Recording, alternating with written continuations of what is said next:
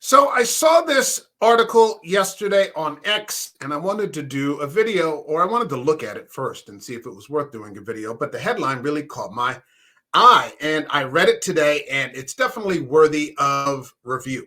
Now, bear in mind that this article was written 3 years ago. But I mean, if it's 2021, you're looking at about 20 years since, let's say, for example, the 9/11 attacks, 2001, 2021. A very contentious 2 decades. The attacks, the subsequent wars that followed, the Arab Spring, just conflicts everywhere. A very contentious 2016 presidential election where, someone that no one expected to ever win ended up winning, Donald Trump. 4 years of that, which were, very contentious, even more contentious. Things constantly seeming to escalate. COVID pandemic, summer of love, George Floyd, riots everywhere, major cities just, in a state of catastrophe, of extraordinarily contentious 2020 election, January 6th, 4 years of Joe Biden. So, you're looking at more than 2 decades of seeming nonstop conflict internationally, domestically, related to the United States. How does this relate to Zack Snyder, which is what the article is about, and the comparison of his DC universe to the MCU? I was surprised and I thought I'd share it with you. This is from the Washington Post, not my favorite newspaper, but it's a really damn good article. And it says, Zack Snyder's superhero universe is unsettling, but says a lot about our reality, by Alyssa Rosenberg, March 24, 2021. So just under 3 years ago. Let's get into it. It says, the 2 decades bookended by the September 11th attacks and the COVID-19 pandemic raised a fundamental question about how Americans deal with catastrophe. Is it better to double down, preserving and expanding the status quo, or should we respond to calamities by questioning everything? That's a conversation that's next to impossible to have in the midst of a crisis. Over the years, as the country grappled with these questions, 2 wildly popular superhero franchises have not just dominated the box office, but staged a debate about these 2 approaches that politicians haven't always been able to articulate. So bear in mind, this is pre-Phase 4 MCU, which has not been successful in terms of Disney Plus or any of the films, and anything that really came after Justice League, Zack Snyder's Justice League. So bear in mind the time. The Marvel Cinematic Universe, the sprawling network of interconnected superhero films that is now the most lucrative movie franchise of all time, is a valuable argument in favor of how Americans responded to the terrorist attacks of September 11th, 2001. By contrast, the DC Comics superhero movies Zack Snyder made for Warner Brothers, the last of which was re-released last week on HBO Max, so again, this is 3 years ago when the Snyder Cut dropped, provide a grimmer but further reaching suggestion for an alternate history, one in which people respond to calamity by radically re-examining their sense of how the world works. So, yeah, I mean, I think it's a much more grim, but also a much more adult and realistic way, which is something that I prefer, of how people look at catastrophe and deal with catastrophe and attempt to adapt to catastrophe. In the real world, the idea that a small group of fanatically committed terrorists could bring down a pair of iconic buildings and seriously damage the Pentagon armed with nothing more than box cutters and suicidal determination was a shock. Being a superpower, it turned out, didn't make a country invulnerable. But with the benefit of 2 decades worth of hindsight, it looks like that spasm went only so deep. Lawmakers created the Transportation Security Administration, the TSA.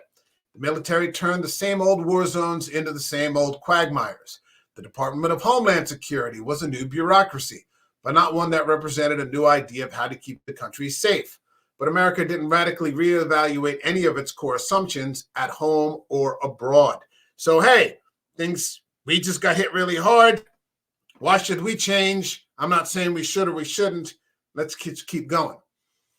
In the Marvel Cinematic Universe, the revelations that drives the plots likewise ought to have reverberated more deeply. If Donald Trump's presidency can spawn something like QAnon, shouldn't the news that superpowered humans as guardian gods and extra-dimensional aliens really do exist, and that they're all going to slug it out here on Earth, have driven ordinary people to some sort of extreme reaction? So, I mean, it's funny. I was just at my dad's a little bit ago today, and I was flipping through the channels, and Avengers came on. And I wasn't at the point where the Chitauri come through the hole, but I mean, I just thought that, like in real life, if a hole opened in the sky and these 10-story long monsters started coming through the hole, for all intents and purposes, that would be like the apocalypse. I don't even want to get into what people's reactions to that would be, but I think you have a pretty good idea, to quote Billy Bob Thornton, basically the worst parts of the Bible if something like that were to happen. That's not how Joss Whedon handled it. And pretty much by the end of the meeting, even though half of New York City was smashed, people just went back, like the movie ends with the Avengers just eating shawarma. Okay, I enjoyed it. I have all of the MCU movies behind me right here. Don't misunderstand me. I enjoyed that little bit of watching Avengers. I haven't seen it in a while. And, you know, I enjoyed it for what it was. Let's keep going with the article, but you have some understanding of what I'm talking about.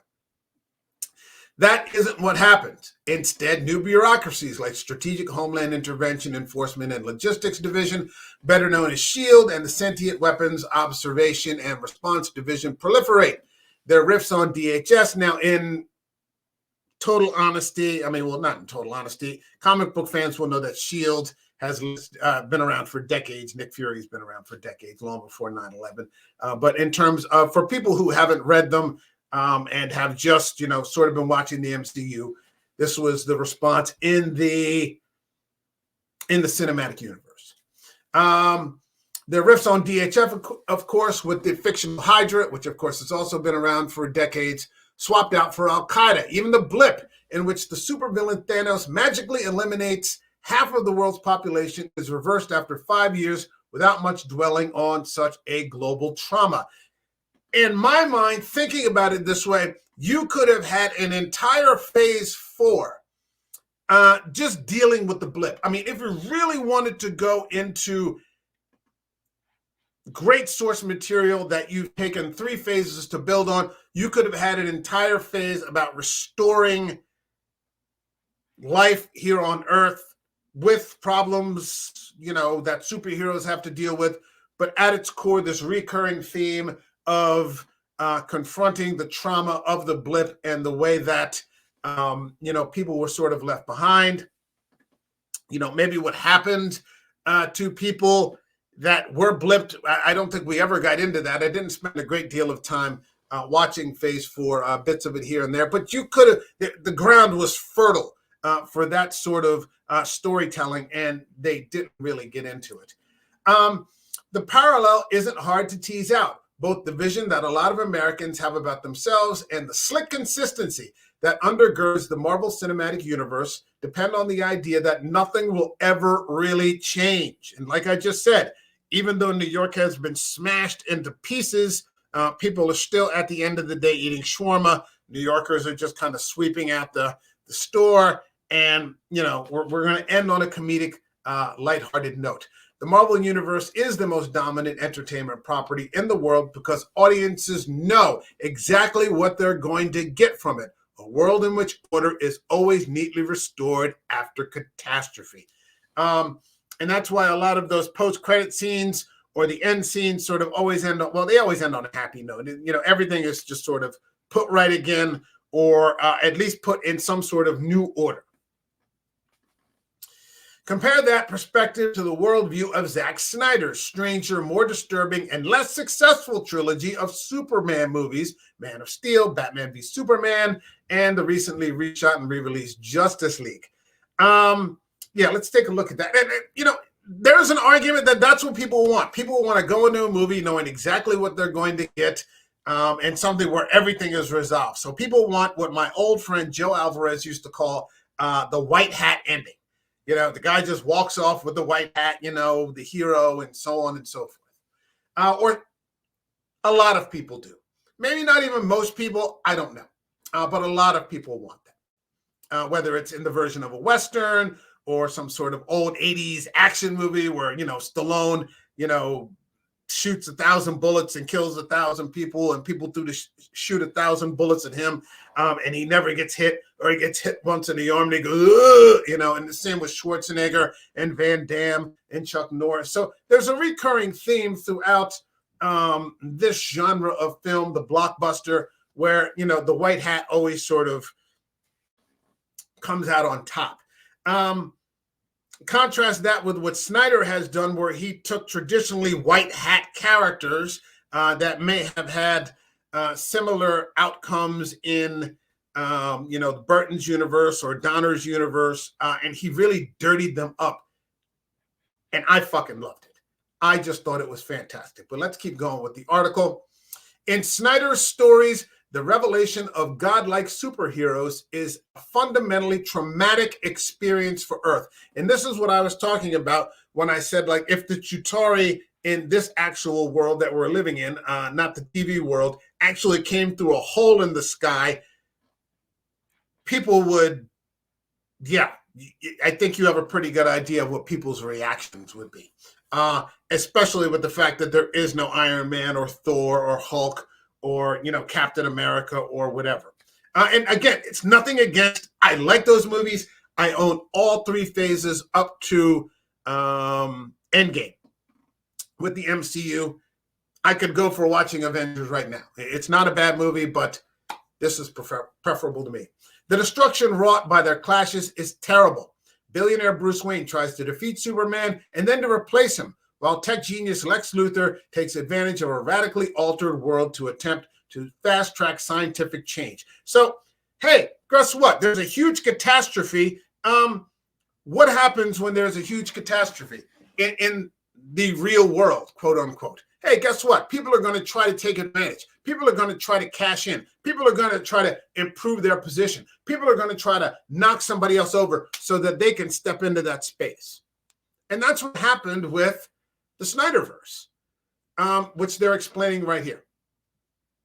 In any piece, the character's win is fragile. Superman's existence made Earth aware of a wider universe that's too big and dangerous for humans to master or even understand all at once. If the details of the Snyderverse are bizarre, the sense of dislocation is almost more familiar than Marvel's cheery commitment to reassurance. The contagion that's brought the world to its standstill. So here we are from 3 years ago talking about COVID. Over the past year, looks a lot more like the threats conceived by Snyder than the ones quickly dispatched by Marvel superheroes. It's not clear where and how the novel coronavirus originated. Okay, well, whatever. Its power to wreak havoc on the human body is not yet fully understood. Okay. The virus is still changing, turning people into the laboratories where it perfects its malevolence and reach. And like in Snyder's movies, this calamity has caused a tremendous number of things, called a tremendous number of things into question, from whether offices are truly necessary. That's definitely a question. To the forms of social supports our government can provide to citizens, to the extent humanity actually has dominion over the earth. Not to mention what, everyday people can do in response to these things without government necessarily, but that's not part of the article. It may be comforting to imagine living in a world like the one in the Marvel movies. And I think in the end, that's what happens. Even these hardcore nerds at the end of the day that, always have these edgy takes, they always want the light, bright, and cheerful sort of endings. They want the reassurances. They want things not to get too dirty. They want the familiar. I read this in issue 288, in 1972 that, this happened. So I don't know why this is happening in this movie. Well, okay, that's a whole other conversation. But the COVID-19 pandemic suggests that Snyder's unsettling vision may have more to say about our reality and what it demands of all of us. I thought that this was a fantastic article. And it poses some really fucking great questions. Um, what do you think? What do you prefer? Do you want light, bright, cheerful? Everything is coming together at the end, or do you want something that's a little more adult, for lack of a better? Well, there is no really better term. Snyder made movies that were geared towards adults. He wasn't like, I remember going to see Avengers, and I was living in Jakarta, Indonesia, and I was house sitting for a friend of mine, and house sitting her two sons. I think one was in upper middle school and the other maybe was in ninth grade or something like that. And I took them to the movies, and one of them wanted to go. The older one wanted to go see his own movie, and I knew it was safe, so I was like, "Yeah, go ahead." And I went with the other one who wanted to see Avengers with me, and you could see Avengers with a seventh grader. Some of the stuff that happens in Snyder's movies, I'm not exactly sure that they're geared for 11 or 12-year-olds. I mean, it could go right over your head. That doesn't mean they're not the better. That doesn't mean they're not the better movies. It just means that the other movies are more accessible. Okay, that's my video. Let me know what you think. Like this video. It helps a lot. Leave a comment. Which do you prefer? Now looking back on it, that the MCU has kind of peaked. I'll get into some other more recent content with the MCU maybe. But it kind of peaked with Endgame. Hasn't really been the same since. DC, very similar. Let me know what you think. Subscribe to the channel. And I will see you all in the next video. All right, Gators. Later.